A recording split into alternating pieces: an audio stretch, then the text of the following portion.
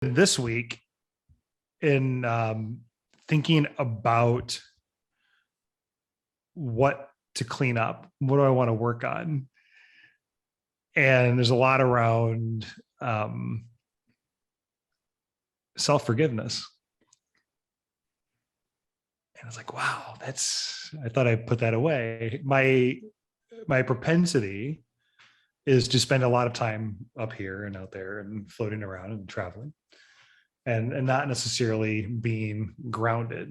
Being grounded doesn't interest me in the same way that projection does. High five. True dat. Story of my life. Go on.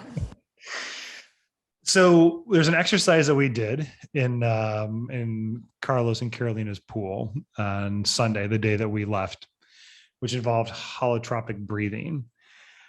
So as we're laying there in the pool, and my partner was this wonderful, wonderful young man who were supporting each other in doing this, and you hold them while they're in the water, and the idea then is to submerge your face, your ears, and then you feel like you're in a light deprivation tank, if you will, or sensory deprivation tank.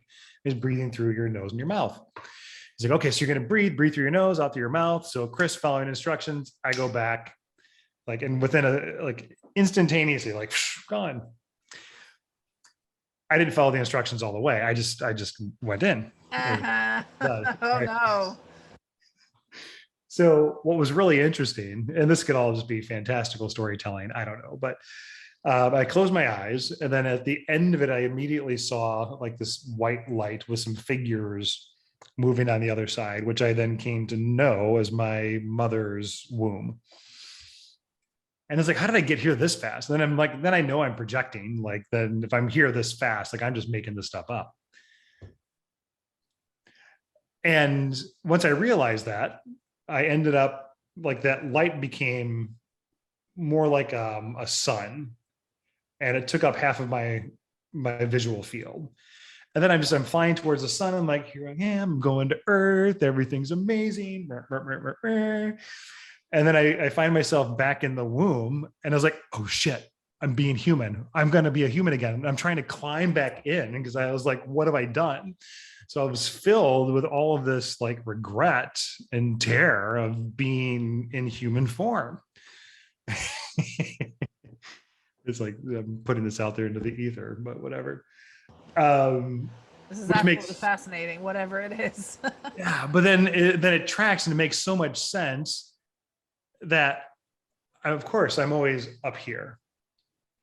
And when I hear when I hear or I get feedback that you don't feel grounded, or you're out here a lot, the work that I've done subsequently and going into this weekend's work has been my lack of desire to be grounded or to be in human form.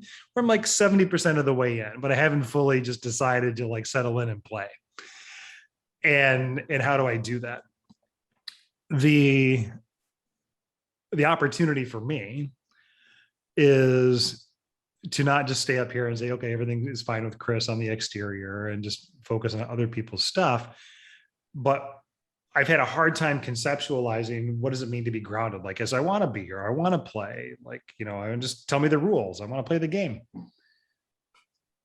Turns out that the rules might just be involved in self-forgiveness for how I operated from the time that, let's just say, from those 18 to 30 for the dark turn around the sun.